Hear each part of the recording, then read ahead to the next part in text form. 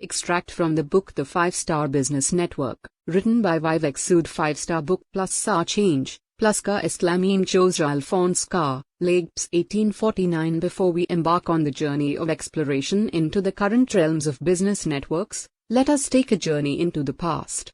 A logical question always is whether all this is new or has this been done before.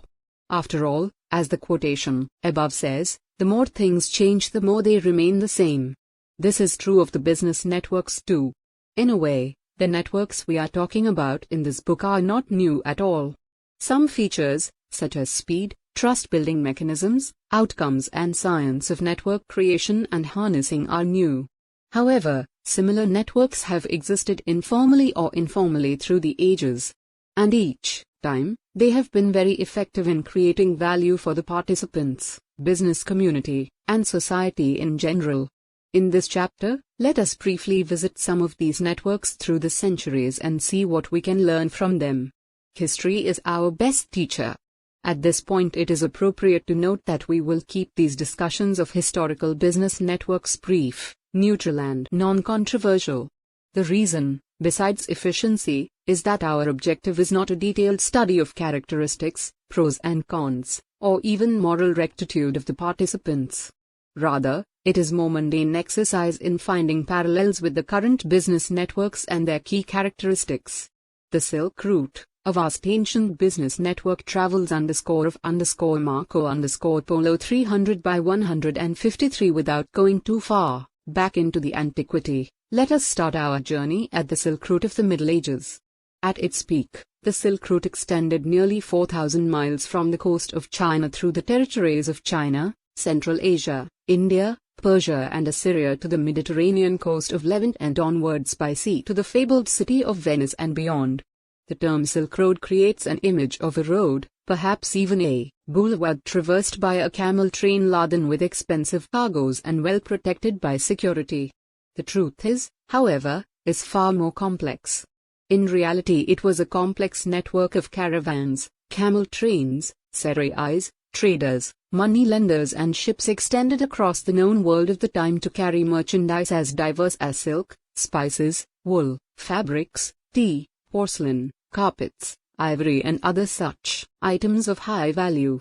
Each of the main cities in this network, Kashgar, Samarkand, Turfan, Baghdad, Tyre, Aleppo or Alexandria, was a veritable hub of activities related to trade facilitation.